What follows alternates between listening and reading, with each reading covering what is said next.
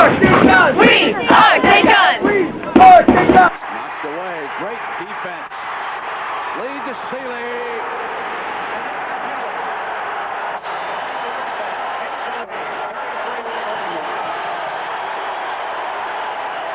And it's Carnesecca's first lead. And it's a Lou Carnesecca game. Another sequence on the inside. Where these refs are really looking for anything on the inside. He's charged to run for Dan. That's his third person. Orchestrating this game. Folks, he is 65 years old, and he coaches like he was still 22. The glasses have fallen off. He's furious about the officiating down at his defensive end right now, and he is letting them know in no uncertain terms. Much more fashionable. St. John's and Georgetown down to one timeout apiece. The arrow with the Hoyas. Both are in the bonus situation at the line. Sometimes you don't have a choice of who to foul, but here's the two Hoyas at half court, Thompson and Edwards.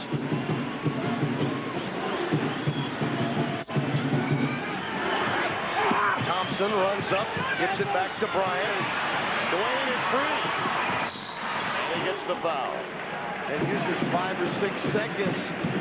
They were trying to give it right away. St. John's were unable to. But they got it right back to Dwayne Bryant, 71% free throw shooter. And again, if you're Georgetown, you're saying, look, if there's a miss on the front end, tip it back, and St. John's has to be sure to squeeze, not to permit the offensive rebound. Bryant is 1 for 2 from the stripe. The Hoyas have not scored in the last 2:46 since taking that 6-point lead off the play made by that man, Alonzo Mourning.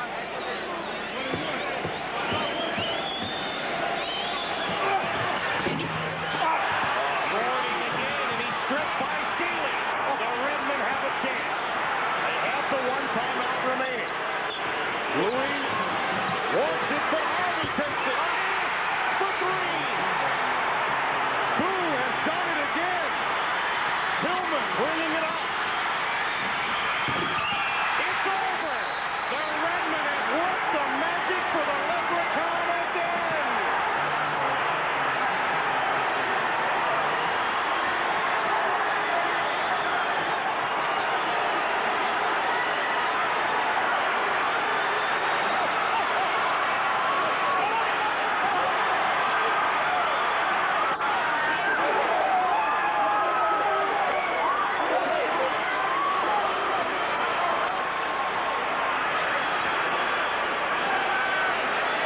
He's won 6 times.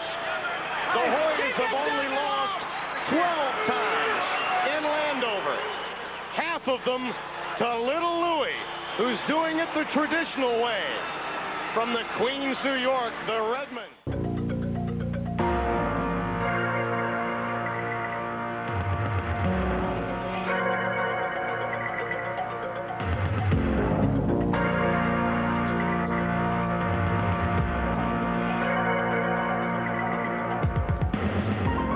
Welcome to the magic of Madison Square Garden, the world's most famous arena, the stage upon which some of history's greatest athletes have performed. And tonight, college basketball takes center stage. It's act number 2, Syracuse against St. John's.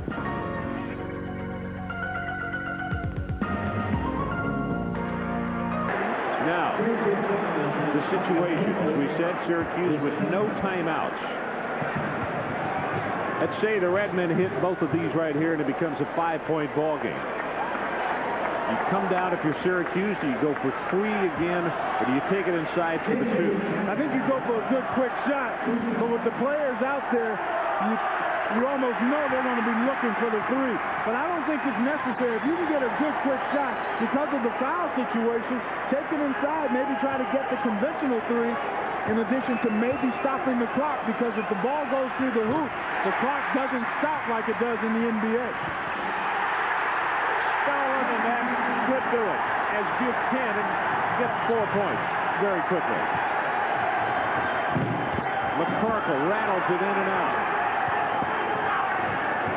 Edwards on the follow, but now 11 seconds left, and St. John's is about to pick up the victory as this one is just thrown high in the air. Ellis can't get it.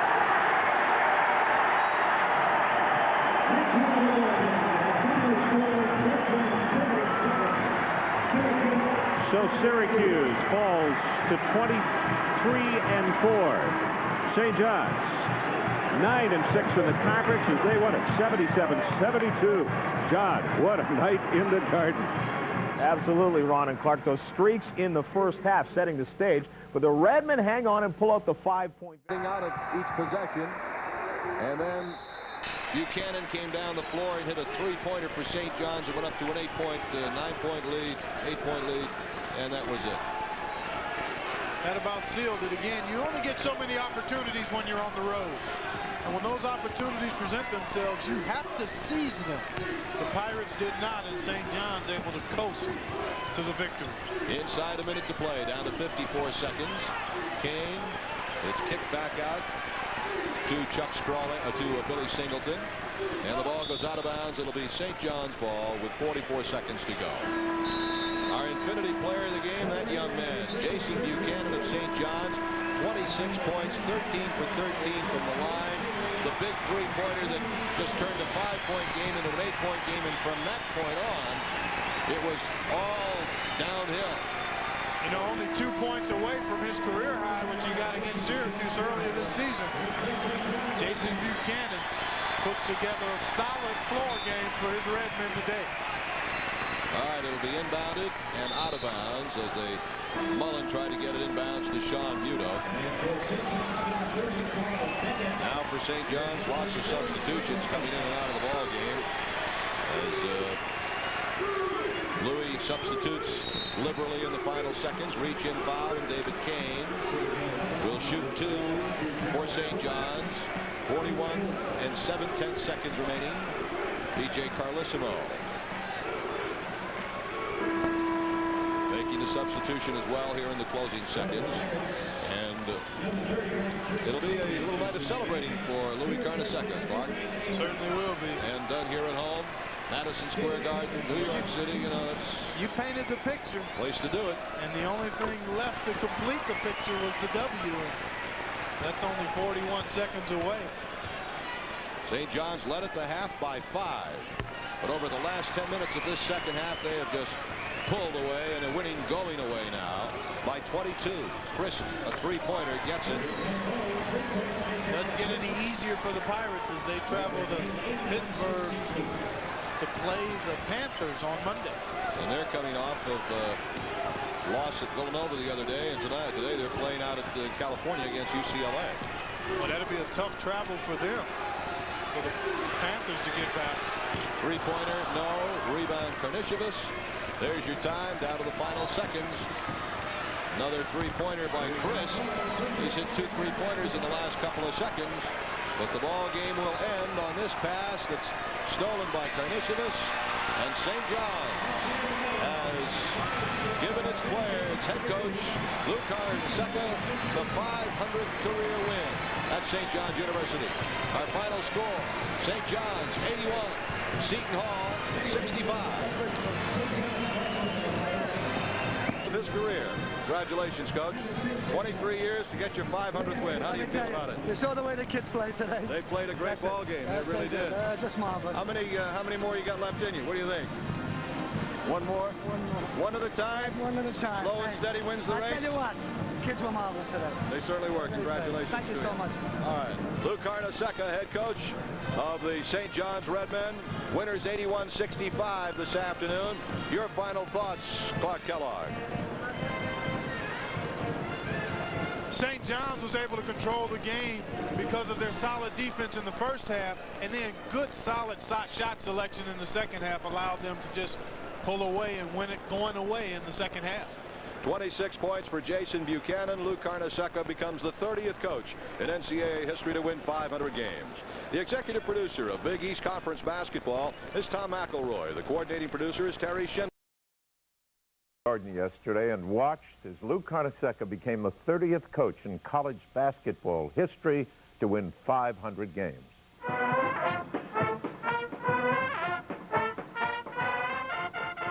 Lou Lou Carnesecca was coaching St. John's before most of these young people in the pep band were born. Carnesecca started at St. John's in '65, but he began coaching long before that. And I'm a New Yorker through and through. You know, I'm very proud to be one. And to do it here, and another thing, to do it at Madison Square Garden, because that's where I coached my first game, 1950, preliminary game to the Knickerbocker game. And we played St. Nicholas of Tolentine, who at that time was coached by Jimmy Valvano's father, God have mercy on his soul, Rocco Valvano. And as I said, had a kid named Danny Power, God have mercy on his soul, hit 7 jump shots in a row, and we went on to win.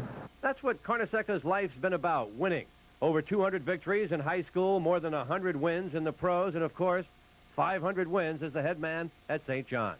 66 years old, 500 victories, countless numbers of great players that you've been fortunate enough to coach. But one thing is alluded to, and I thought of you when I was watching today. I thought of Ray Meyer a couple of years ago when he was coaching his last game in the tournament, and everybody wanted him to win the tournament. Yeah, I'm glad you brought that up.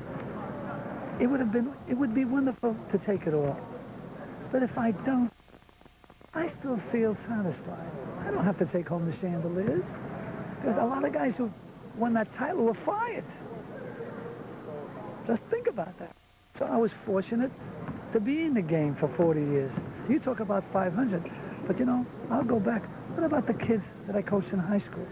They were victories. What about the pros? So there were more than 500. And I'd like those other kids to know that they were part of my life too. Being on the collegiate scene, that takes prominence. But winning that first game, those kids remember it. So there's more to it than just the 500. Most of the people who've played for Carnesecca over the last 40 years, like Mark Jackson, have nothing but nice things to say about the man who wants to be remembered as the old coach. And I think Coach Carnesecca is a great coach, one of the best to coach. But more importantly, he lets out quality individual, quality people every year. He's a credit to St. John's, he's a credit to New York. And look around the league, look around the country, and you have quality people due to Coach Carnesecca. Some folks have disagreed with Mark Jackson and have questioned Carnesecca's coaching tactics over the years. Those people are ignorant. Anybody that even doesn't have him at the absolute pinnacle of our profession is just ignorant in terms of basketball. I mean, you know, there's a lot of people in the world, so a lot of people don't know anything about basketball. There are very few people that coach as well as he does. The thing that amazes me about Carnesecca at this stage of his career is his energy. To watch him pace the sidelines during a game makes you think he's in his 40s, not 66. I keep myself in pretty good shape, up and down the court, you know, coaching, and then in the off-season I try to do a little work on the bike. And the worst thing is I try to stay away from that pasta. That's what can kill you. You have too much of it. The press in New York, usually very critical, has always been kind to Carnesecca, who says, "My heart belongs to New York." It's nice to be in your hometown. And I felt very warm. You know, I don't think I ever would have left New York. I was fortunate that whether I coached high school, pros, or college, I was in New York City. And I'm a New Yorker, through and through. Okay, Louis, so how much longer are you going to do this? As long as I can keep going, I will. And when the day comes, I hope I'm smart enough to say, "Abasta." Translation? Enough. One of Coach Carnesecca's alumni, Mark Jackson, came out on the court right after the St. John's game on Saturday night. Look at the clock. It's 2 or 3 hours before the Knicks are scheduled to play, but he's out there taking practice. I talked to him about that. He says that's what Coach Carnesecca does for you. He teaches the value of hard work, and more importantly, he teaches you the value of winning. Boy, you can't argue with Carnesecca's record. 500 victories. But as he said, we got a game next Tuesday. Reporting for Sports Extra, I'm Tom McDonald. And nothing but the sports. If at first you don't succeed, Go into sportscasting. that's it, and try. Just try it. I'll be here. Well, it took just 2 tries for Lou Carnesecca to reach a milestone 500 victories at St. John's. He did it at the Garden today. He did it against Seton Hall. Of course, he had a little help from his friends on the court, like Jason Buchanan. From 3-point range, he had 26 points. Later, St. John's on the run. Buchanan with the alley-oop to Malik Sealy. St. John's was in control, and that made Louis very happy. Number 500 not far away now. Here, Chucky Sproling put some icing on the cake with a steal and a slam. St. John's down Seton Hall 81-65. Victory number 500 for Sweet Lou. But the game was more important than the 500 wins. Because as I said, we have to stay in the thick of this thing here. If we win 500 games and not in the thick of it, then it's worth nothing. Overload Sealy to the baseline. Win him the rock. Win or lose with your superstar. Now that's the game clock you're looking at. The shot clock has less than 10 as McGray blocked Middleton's jumper from the baseline. And look at McGray with that smile. He just loves blocking shots.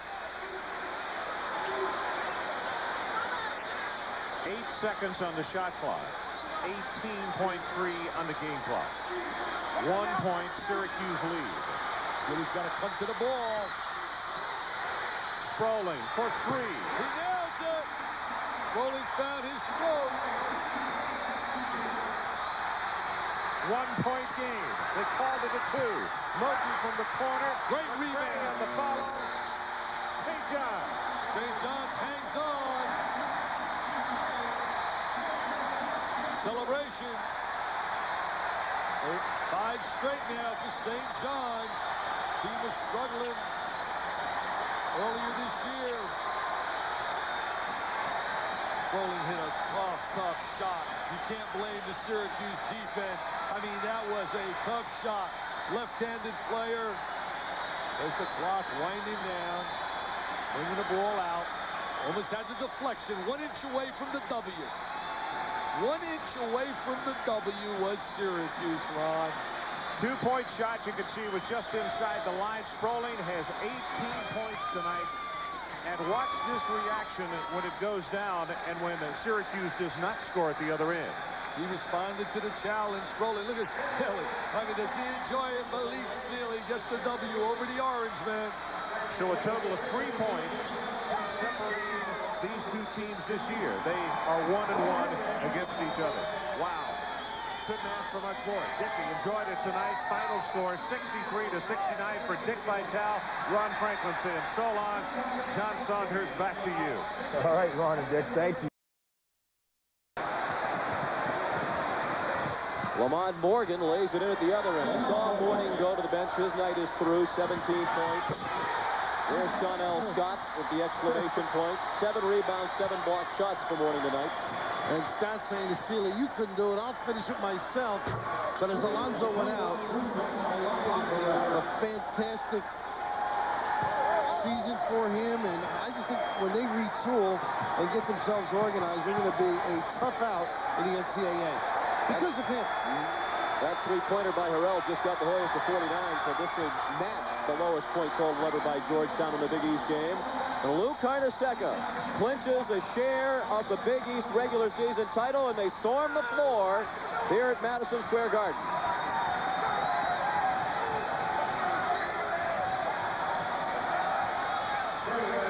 The Redmen win it going away. For Bill Raftery, Sean McDonough saying so long from New York City. Here's John Saunders. All right, Sean and Bill, thanks a lot. St. John's was picked to finish first, and they have at least a share of that right now, 12-5. The Hoyas still with a chance. Going to a St. John's game and not seeing that little guy with the wild sweater on, it's tough right now, but that's the way it's going to be next fall. 67-year-old Lou Carnesecca said so long to St. John's basketball today. After 24 years, Louis just decided it was time. He said the decision was totally his to bring to an end his love affair with New York City basketball. And why? 2 very simple reasons. Number 1, I still have half of my marbles. And number 2, I still have a wonderful taste in my mouth. Louis and all those wild sweaters, they've become his trademark as the leader of the Redmen. They were all lucky sweaters for Louis Carnesecca. His St. John's teams qualified for postseason play in each of his 24 seasons there, totaling more than 500 wins. 18 trips to the NCAA tourney, and of course that 1 trip to the Final Four in 1985. Sure, he was a winning coach, but to his players, he was so much more. He's an even better person. The impact that he's had on lives, the way he's touched people, it's just incredible. I think people are going to miss you even more than you're going to miss the game. Well, I'll watch them. Now, they've been watching me enough. Now I'll watch them. Oh, we're going to miss you, Louis, so long. Sweater along the St. John's bench, huh? Very bizarre. 67 years old, 526 wins, only 200 losses. Can you imagine being a head coach in a city like this for 24 years and saying you have no regrets and meaning it? Sure, fans will quibble about this or that with Louis, but fans are never happy unless they win every game until the next century. He said it was his decision to quit today and his alone. What would he do differently? He said he'd win the games he lost. I spoke with him at St. John's University today. You know, I think I was 17 years old when I first came here as a kid announcer from Syracuse. You were around here. Mention that name, Syracuse. They're causing me those problems all these years. And I just can't imagine a St. John's basketball game without you on the sideline. Well, believe me, you know, I've given it great thought, and all good things have to end. And I'm just grateful that at least I've had the opportunity to coach here, to deal with so many nice kids, so many nice people. Is there a tenet or a slogan or a motto that you tried to live by or coach by? Well, I think the best way I can say, my dad left me with a couple of things. He said two things: don't have short pockets and be there. And he was. He will assist the president of the school in community relations. He goes into the Basketball Hall of Fame next month. As for his successor, he would like to see his assistant of 16 years, Brian Mahoney, get his job. Which makes me happy. I think he knows, he's been with me a lot of years. He knows the type of job that has been done, and I think he feels that the job will continue to be done in that respect. You'd like the job, wouldn't you? No doubt about it, Lenny. Choosing Mahoney would certainly make a smooth transition for Redmen basketball. Louis, pure and simple as a class act. On the record or off, I've never heard a negative word from him about anybody. How many people can you say that about in the world of sports? Well, it's a battle of undefeateds in Toronto tonight. The Yankees. Jim, 67-year-old Lou Carnesecca, certainly one of the most popular. Did some awfully flashy dancing on the sidelines, and he is certainly going to be missed on the college basketball scene. Little Louis indeed. You know, in the city that never sleeps, there was this college basketball coach who rarely lost. Lou Carnesecca, after 24 seasons of coaching his alma mater, St. John's, announced his retirement today. His teams won almost 3 out of every 4 times they took to the court in almost a quarter century under Louis' stewardship. But more than that, Carnesecca was a goodwill ambassador for his school and his city, and a unique public speaker. I forgot what I was going to say. I think you've heard me say many times that it would be very difficult for me to put the ball down. But I think the time has come now.